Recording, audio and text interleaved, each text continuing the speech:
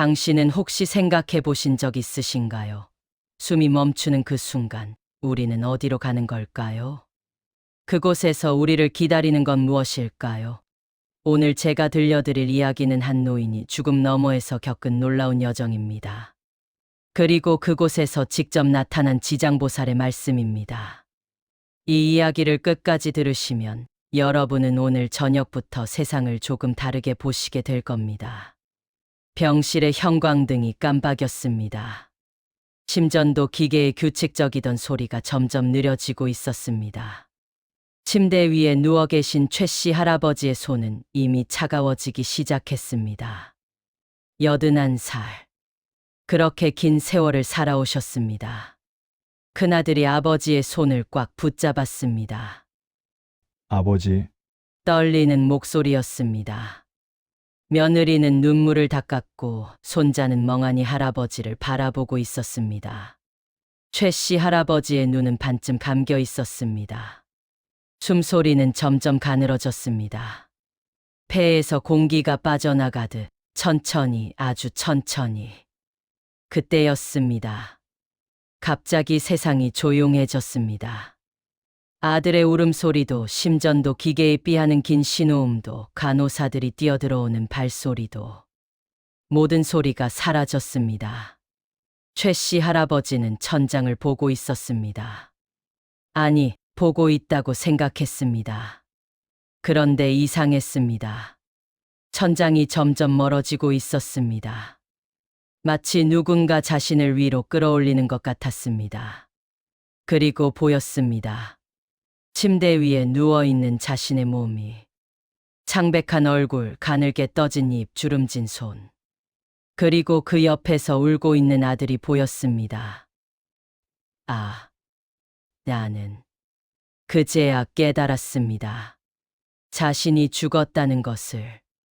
이상한 감각이었습니다. 놀랍게도 두렵지 않았습니다.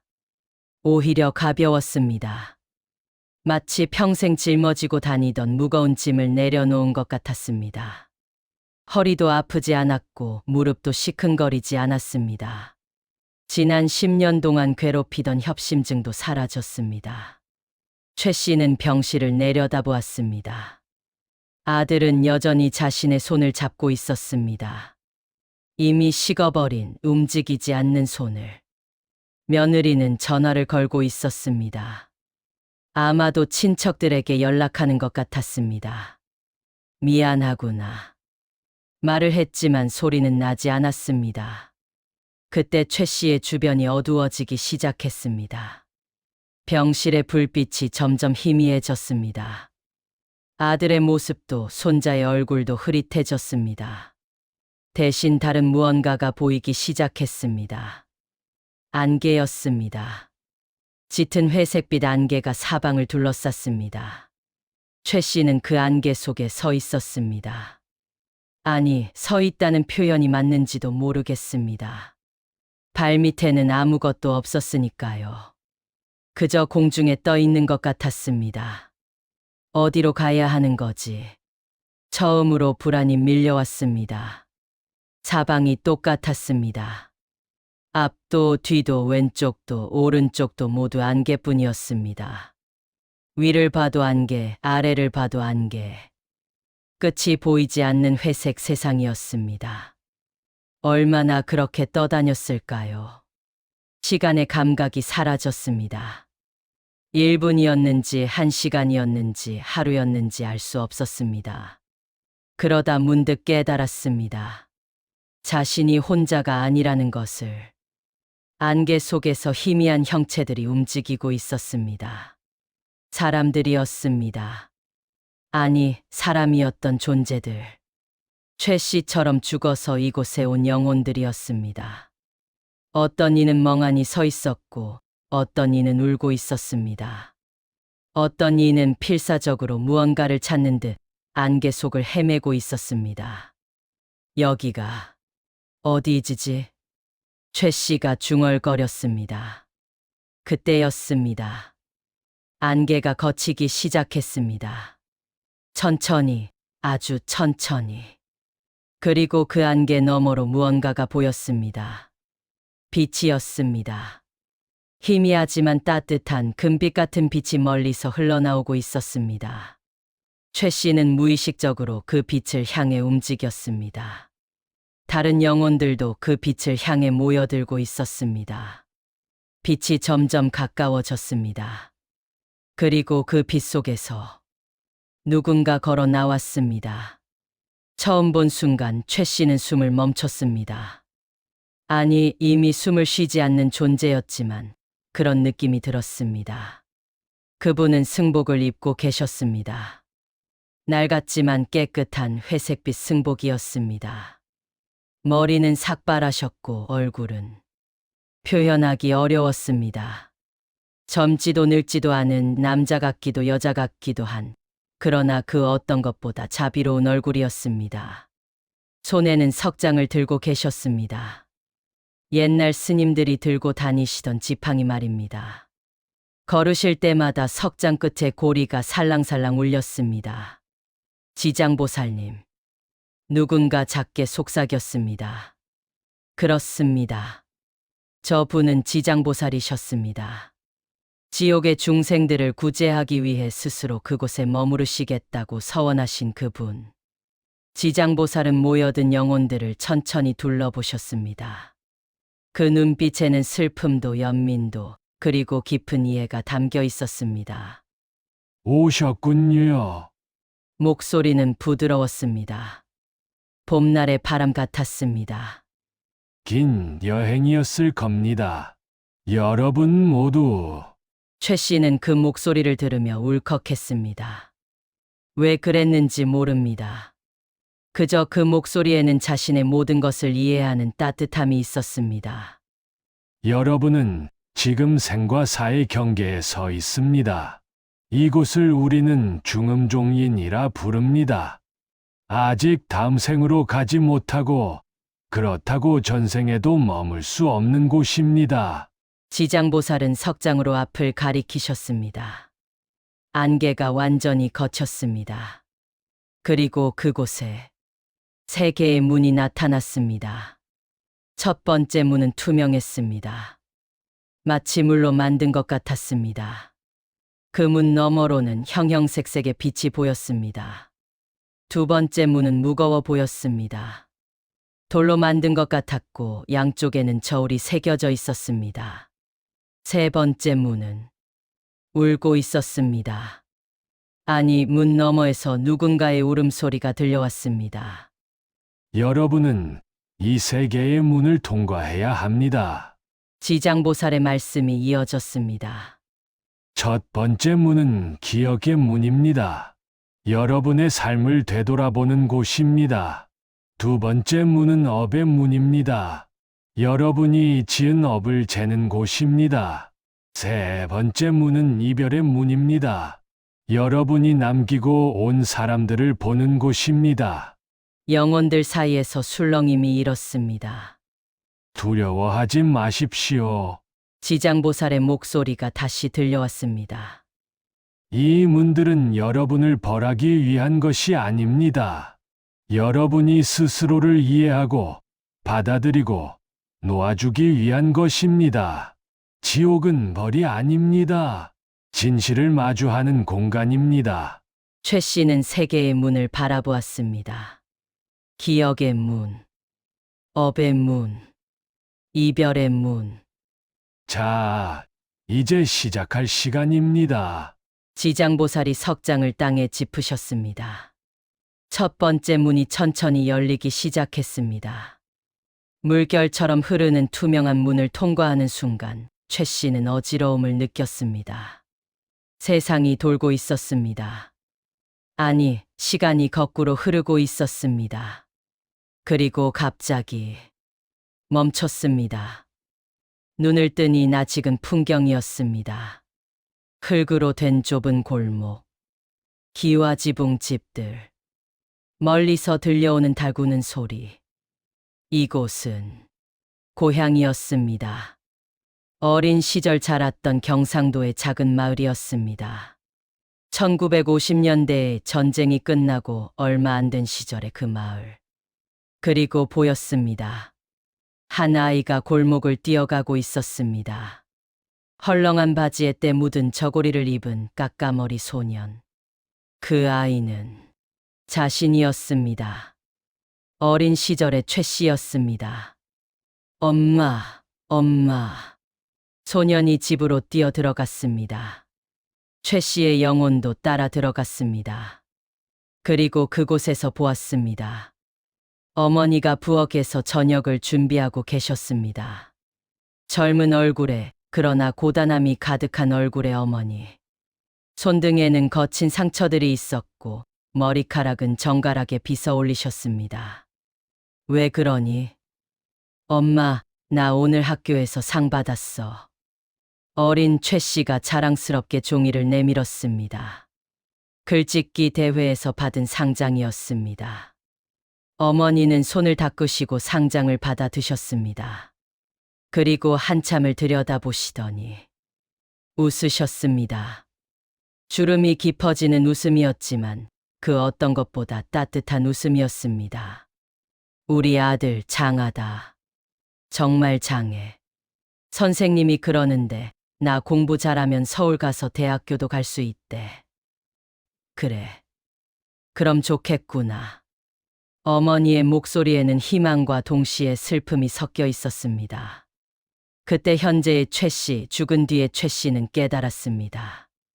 어머니는 알고 계셨던 겁니다.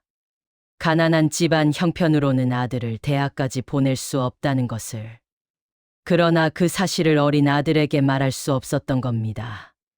장면이 바뀌었습니다. 몇 년 후였습니다.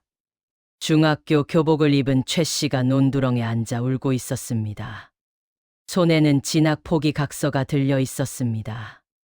미안하다, 아들아. 아버지가 뒤에서 말씀하셨습니다. 집안 형편이 어려워서 고등학교는 보낼 수가 없구나. 내가 일을 해야 동생들이라도 학교를 다닐 수 있어. 14살 소녀는 대답하지 않았습니다. 그저 눈물만 흘렸습니다. 지금 최 씨는 그 장면을 보며 가슴이 아팠습니다. 그날의 아픔이 다시 살아났습니다. 선생님은 자신에게 장학금 얘기까지 해주셨었습니다. 그러나 집안 형편 때문에 모든 것을 포기해야 했습니다. 장면이 또 바뀌었습니다. 20살의 최 씨가 서울역에 서 있었습니다. 낡은 가방 하나를 들고 설렘과 두려움이 가득한 얼굴로. 서울 가면 잘 살 수 있을 거야.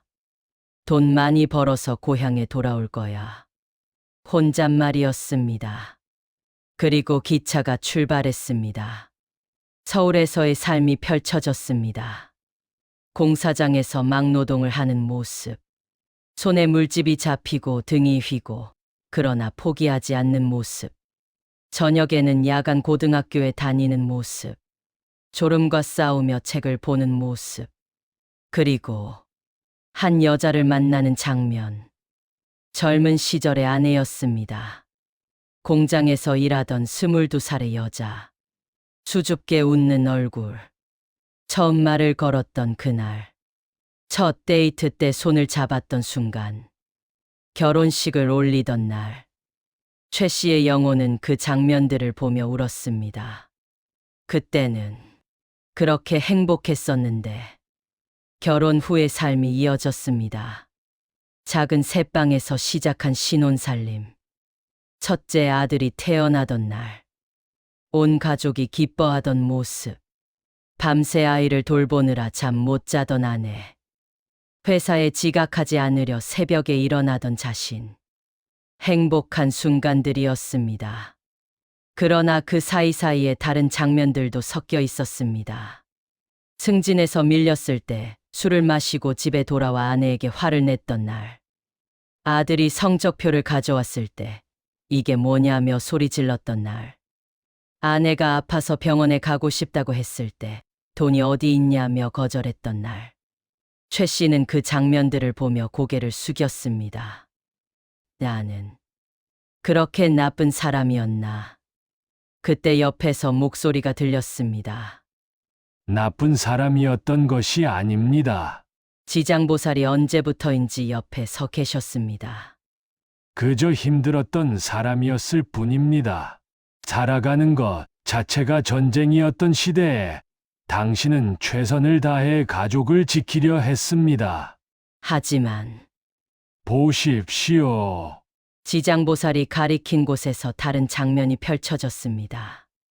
40대의 최 씨가 아들 손을 잡고 학교에 가는 모습이었습니다. 입학식이었습니다. 아들, 아빠는 공부를 많이 못했단다. 그래서 내가 공부 많이 해서 훌륭한 사람이 되었으면 좋겠어. 아들은 고개를 끄덕였습니다. 최 씨는 그 장면을 보며 기억했습니다. 자신이 이루지 못한 꿈을 아들에게 물려주고 싶었던 마음. 그것이 때로는 과한 기대가 되고 압박이 되었지만 그래도 사랑이었습니다. 장면이 계속 흘러갔습니다.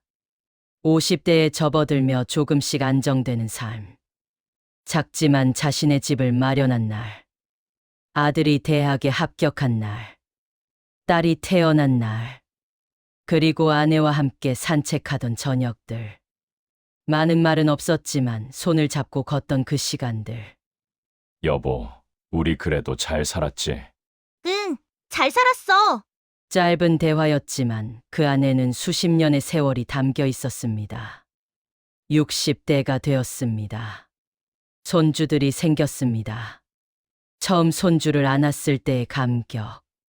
아들이 자신에게 했던 것처럼 손주에게도 과자를 사주고 이야기를 들려주고 함께 공원을 산책하던 날들. 할아버지, 나 할아버지 좋아. 그래, 할아버지도 너 좋아. 그 말을 할 때의 미소. 평생 무뚝뚝했던 최 씨가 손주 앞에서만큼은 부드러워졌습니다. 70대에 접어들면서 건강이 나빠지기 시작했습니다. 병원을 오가는 날들. 검사 결과를 듣는 날들. 약을 먹는 것이 일상이 된 날들.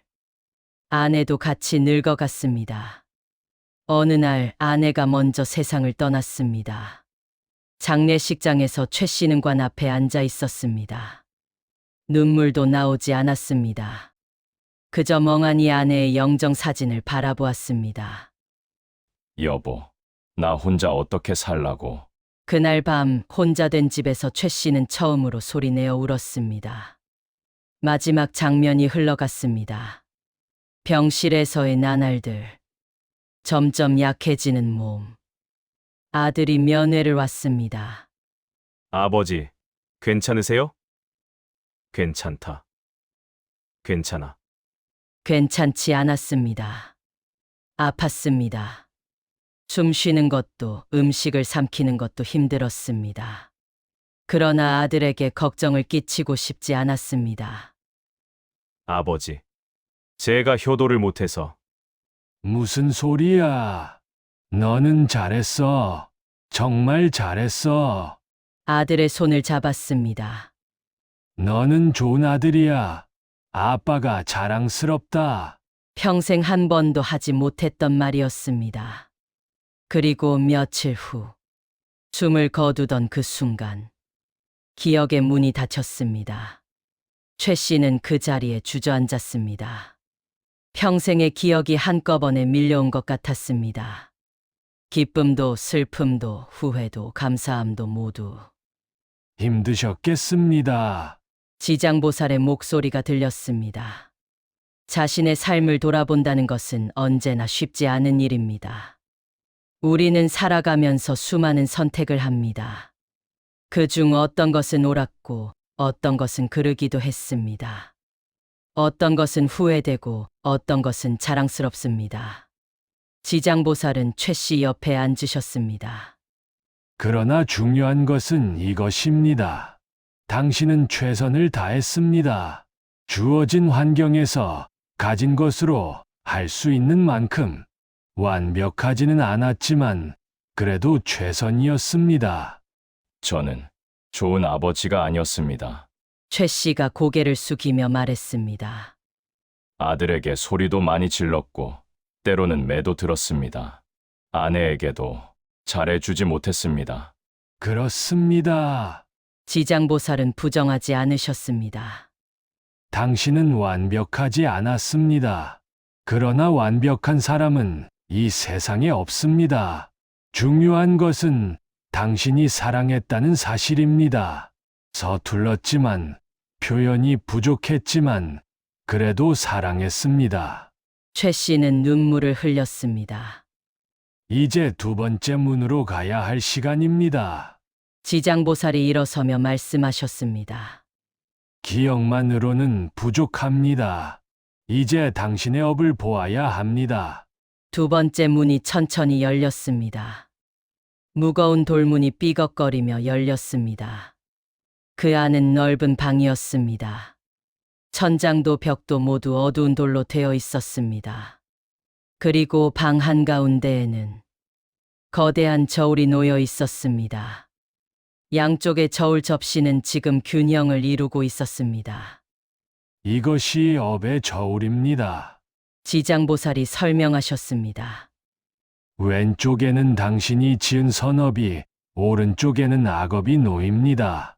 이것으로 당신이 다음 생에 어디로 갈지 결정됩니다. 최 씨는 저울을 바라보았습니다. 갑자기 왼쪽 접시 위로 무언가가 나타나기 시작했습니다. 작은 빛들이었습니다. 이것들은 당신의 선행입니다. 첫 번째 빛이 떠올랐습니다. 그 안에서 장면이 보였습니다. 젊은 시절 최 씨가 지하철에서 노인에게 자리를 양보하는 모습이었습니다. 작은 일이었지만 그 노인은 감사하다며 웃었습니다. 두 번째 빛. 공사장에서 일할 때 새로운 인부가 일을 제대로 못하자 다른 사람들은 욕을 했지만 최 씨는 친절하게 가르쳐 주던 모습. 세 번째 빛.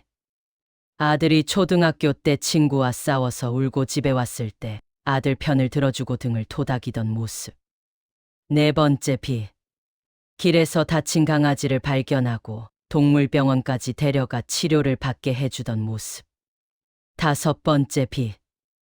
아내가 아플 때 서툴게나마 죽을 끓여주고 이마에 손을 얹어 열을 확인하던 모습. 빛들이 계속 나타났습니다. 그렇게 많지는 않았습니다. 그러나 하나하나가 소중했습니다. 이웃집 할머니가 무거운 짐을 들 때 도와드린 일, 헌혈을 한 일, 길에서 넘어진 아이를 일으켜 세워준 일, 추운 겨울날 노숙자에게 따뜻한 국밥을 사준 일, 작은 일들이었습니다. 세상을 바꿀 만큼 큰 일은 아니었습니다. 그러나 그 순간 그 사람에게는 의미가 있었던 일들이었습니다. 왼쪽 접시가 조금 내려갔습니다. 그러자 이번에는 오른쪽 접시 위로 무언가가 나타났습니다. 어두운 형체들이었습니다. 그리고 이것들은 당신의 악업입니다. 지장보살의 목소리에는 슬픔이 섞여 있었습니다. 첫 번째 형체. 젊은 시절 승진을 위해 동료를 배신한 일. 그 동료는 결국 회사에서 쫓겨났고 한동안 생활이 어려웠습니다. 두 번째 형체. 아들이 시험에서 떨어졌을 때 넌 왜 이렇게 못났냐며 심하게 꾸짖던 일. 그날 밤 아들은 혼자 울었습니다. 세 번째 형체. 아내가 새 옷을 사고 싶다고 했을 때 돈 낭비하지 말라며 화를 내던 일. 사실 그 옷은 아내가 1년 동안 생활비를 조금씩 아껴서 마련한 돈으로 사려던 것이었습니다. 네 번째 형체. 회사 후배가 실수를 했을 때 여러 사람 앞에서 망신을 주던 일. 그 후배는 한동안 자신감을 잃었습니다. 다섯 번째 형체. 시어머니가 편찮으셨을 때 병원 가기를 귀찮아하던 일. 결국 아내 혼자 모시게 했고 아내는 그 일로 많이 힘들어했습니다. 형체들이 계속 나타났습니다. 거짓말을 한 일들, 욕을 한 일들, 다른 사람을 무시한 일들, 약속을 어긴 일들. 큰 악행은 아니었습니다. 살인을 한 것도 도둑질을 한 것도 아니었습니다. 그러나 누군가에게는 상처가 되었던 일들이었습니다. 오른쪽 접시가 내려갔습니다. 저울은 이제 균형을 잃고 있었습니다. 오른쪽이 조금 더 무거웠습니다. 최 씨는 그 모습을 보며 참담했습니다. 나는 악한 사람이었구나. 아닙니다. 지장보살이 말씀하셨습니다. 당신은 악한 사람이 아닙니다. 당신은 그저 인간이었습니다. 지장보살은 저울을 가리키셨습니다. 보십시오. 선업도 있고 악업도 있습니다. 이것이 인간입니다. 완전히 선하지도 완전히 악하지도 않습니다. 빛과 어둠이 함께 있습니다. 그럼 저는 지옥에 가는 겁니까? 지옥은 벌을 받는 곳이 아닙니다. 지장보살의 말씀이 이어졌습니다. 지옥은 자신의 업을 정화하는 곳입니다. 스스로를 깨닫고 성찰하고 다시 태어나기 위한 곳입니다. 저울이 흔들렸습니다. 그러나 중요한 것은 이것입니다. 지장보살이 저울에 손을 얹으셨습니다. 당신이 지은 악업들을 보십시오. 그것들은 대부분 무지에서 비롯된 것들입니다. 화가 났을 때, 힘들었을 때, 두려웠을 때, 당신은 다른 사람에게 상처를 주었습니다. 의도적인 악의가 아니었습니다. 그렇다고 용서가 되는 건 아니지 않습니까?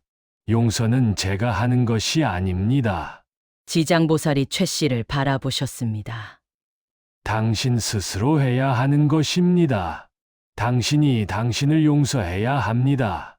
그래야 앞으로 나아갈 수 있습니다. 저울이 다시 균형을 찾기 시작했습니다. 이해하십시오.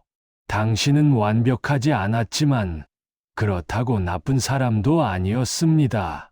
당신은 그저 살아남으려 했고 사랑하려 했고 행복하려 했던 평범한 사람이었습니다. 최 씨는 눈물을 흘렸습니다. 이제 마지막 문입니다. 지장보살이 세 번째 문을 가리키셨습니다. 이것이 가장 어려운 문입니다. 그러나 반드시 통과해야 하는 문입니다. 세 번째 문에서 여전히 울음소리가 들려왔습니다. 세 번째 문을 열자 처음 보이는 것은 하얀 국화꽃이었습니다. 장례식장이었습니다. 최 씨의 장례식장이었습니다. 빈소 앞에는 자신의 영정 사진이 놓여 있었습니다. 흑백 사진 속의 자신은 어색하게 웃고 있었습니다. 몇 년 전 손주 돌잔치 때 찍은 사진이었습니다. 그리고 그 앞에 아들이 앉아 있었습니다. 검은 상복을 입은 아들의 얼굴은 창백했습니다. 눈은 충혈되어 있었고 입술은 바짝 마른 상태였습니다. 아버지, 아들이 중얼거렸습니다. 왜 그렇게 빨리 가셨어요? 할 말이 아직 많이 남았는데. 조문객들이 들어왔습니다. 고인의 명복을 빕니다. 상주님, 힘내세요. 기계적인 인사들이 오갔습니다. 아들은 고개를 숙이며 답했습니다. 감사합니다. 그러나 그 목소리에는 아무런 감정도 없었습니다. 밤이 되었습니다. 조문객들이 모두 돌아가고 빈소에는 아들과 며느리, 그리고 손주들만 남았습니다. 아빠, 할아버지 어디 갔어? 어린 손주가 물었습니다. 아들은 대답하지 못하고 그저 손주를 안았습니다. 할아버지는 하늘나라에 가셨단다. 언제 돌아와? 돌아오지 않으신단다. 손주는 이해하지 못한다는 얼굴로 고개를 갸웃거렸습니다. 며느리가 아이들을 데리고 나갔습니다. 빈소에는 아들만 남았습니다. 아들은 아버지의 영정 사진을 바라보았습니다. 한참을 그렇게 있다가 입을 열었습니다. 아버지, 저 사실은요. 목소리가 떨렸습니다. 어릴 때 아버지가 무서웠어요. 술 드시고 오시면 소리 지르시고 때리기도 하셨잖아요. 그래서 저는 아버지를 피했어요. 대학 가서도 취직하고 나서도. 눈물이 뚝뚝 떨어졌습니다. 근데 아버지가 아프시고 나서야 알았어요. 아버지도 힘드셨다는 걸. 아버지도 사랑하는 법을 몰라서 그러셨다는 걸. 아들은 얼굴을 손으로 가렸습니다. 병원에서 아버지가 제 손 잡고 고맙다 하셨을 때 저는 아무 말도 못했어요. 아니에요.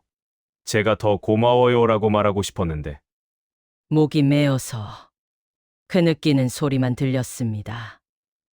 아버지, 사랑한다는 말 한 번도 못했죠? 이제라도 하고 싶어요. 아버지, 사랑해요. 정말 사랑해요. 최 씨는 그 모습을 보며 가슴이 찢어지는 것 같았습니다. 아들아, 나도 사랑한다. 그러나 그 말은 들리지 않았습니다. 장면이 바뀌었습니다. 화장장이었습니다. 관이 불꽃 속으로 들어가는 순간 아들은 무릎을 꿇고 울었습니다. 아버지, 외치는 소리가 화장장을 가득 채웠습니다. 다시 장면이 바뀌었습니다. 49제였습니다. 절에서 스님이 독경을 하고 계셨습니다. 아들과 가족들이 그 앞에 앉아 있었습니다. 망자의 영혼이 좋은 곳으로 가시기를. 독경 소리가 울려 퍼졌습니다. 아들은 조용히 눈물을 닦았습니다. 며칠 후 아들은 최 씨가 생전에 살던 집을 정리하고 있었습니다. 서랍 속에서 낡은 공책을 발견했습니다. 펼쳐보니 최 씨의 일기장이었습니다. 아들은 놀라며 읽기 시작했습니다. 오늘 아들이 회사에서 승진했다고 한다. 자랑스럽다. 내가 이루지 못한 것들을 아들은 이루고 있다. 손주가 태어났다. 안아보니 너무 작고 귀엽다. 아들을 처음 안았을 때가 생각난다. 그때는 겁이 났었는데 지금은 그저 감사할 뿐이다. 오늘 아내 무덤에 다녀왔다. 여보, 우리 아들 잘 키웠지? 당신 자랑스러워할 거야. 건강이 안 좋다. 병원에서 오래 못 산다고 한다. 아들에게 걱정 끼치기 싫다. 괜찮은 척 해야지. 아들아, 미안하다. 좋은 아버지가 되지 못해서. 그래도 너를 사랑했단다. 평생 그것만은 변함없었단다. 아들은 일기장을 덮었습니다. 그리고 한참을 울었습니다. 아버지, 저도 알아요. 저도 알고 있었어요. 최 씨는 그 장면을 보며 무너졌습니다. 내가 왜 그때 말을 못했을까?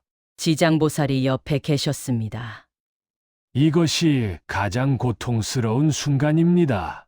지장보살의 목소리는 부드러웠지만 슬펐습니다. 우리가 살아있을 때는 몰랐던 것들을 죽어서야 알게 됩니다. 사랑하는 사람들의 진심을, 우리가 그들에게 얼마나 소중했는지를. 최 씨는 고개를 들었습니다. 돌아갈 수는 없습니까? 육신으로는 돌아갈 수 없습니다. 그럼 그러나 당신의 사랑은 남아 있습니다. 지장보살이 말씀하셨습니다. 보십시오. 다시 장면이 바뀌었습니다. 몇 개월 후 아들은 아버지가 좋아하시던 공원에 있었습니다. 벤치에 앉아 하늘을 올려다보았습니다.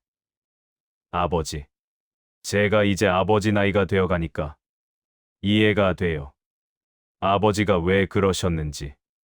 힘드셨을 텐데. 정말 힘드셨을 텐데. 아들은 미소 지었습니다. 아버지, 저도 이제 제 아들에게 더 잘해주려고요. 아버지가 주고 싶었던 사랑을 제가 제 아들에게 줄게요. 그게 아버지를 위한 일이기도 하잖아요. 그 순간 마치 기적처럼 따뜻한 바람이 불었습니다.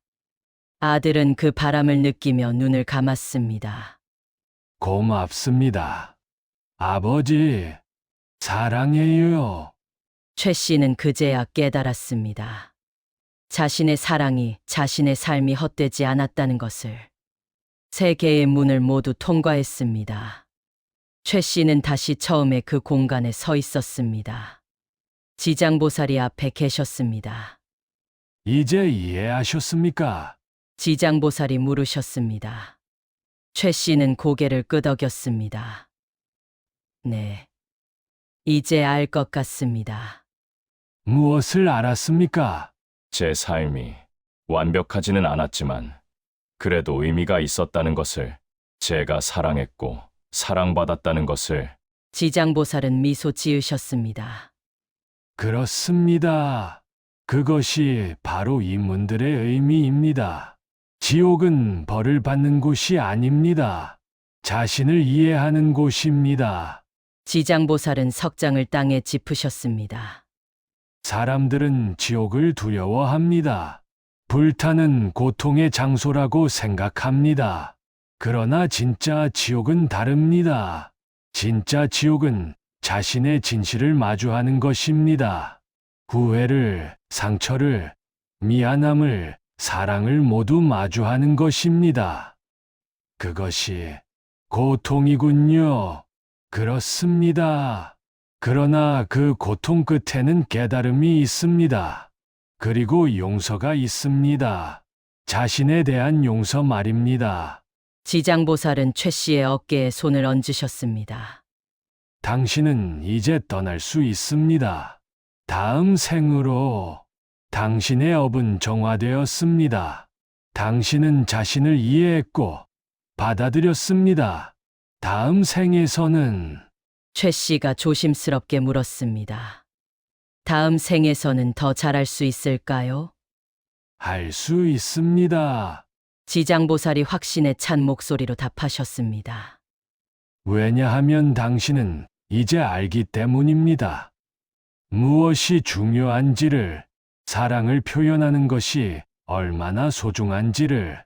그때 주변이 밝아지기 시작했습니다. 따뜻한 빛이 최 씨를 감쌌습니다. 가십시오. 지장보살의 목소리가 들렸습니다. 그리고 기억하십시오. 죽음은 끝이 아닙니다. 또 다른 시작입니다. 빛이 점점 강해졌습니다. 최 씨의 몸이 서서히 사라지기 시작했습니다. 마지막으로 지장보살을 바라보았습니다. 감사합니다. 아니요. 당신 스스로 깨달은 것입니다. 저는 단지 길을 보여드렸을 뿐입니다. 빛이 모든 것을 삼켰습니다. 그리고 최 씨는 새로운 세상으로 떠났습니다. 안개 속에는 여전히 많은 영혼들이 남아 있었습니다. 지장보살은 그들을 바라보셨습니다. 자, 이제 다음 분들 차례입니다.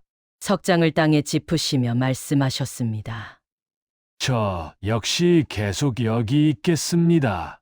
지옥이 비워질 때까지, 모든 중생이 구제될 때까지. 지장보살의 서원은 유명합니다.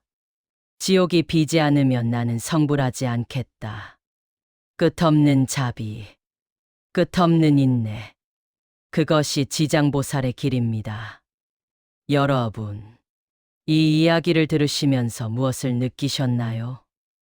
혹시 최 씨 할아버지의 모습에서 자신의 모습을, 자신의 부모님을, 자신의 가족을 보셨나요? 우리는 모두 완벽하지 않습니다. 살아가면서 실수도 하고 상처도 주고 후회도 합니다. 그러나 그것이 인간입니다. 중요한 것은 이것입니다. 지금 이 순간입니다. 최 씨 할아버지가 가장 후회했던 것이 무엇이었는지 기억하시나요? 사랑한다는 말을 하지 못한 것, 미안하다는 말을 하지 못한 것, 고맙다는 말을 하지 못한 것.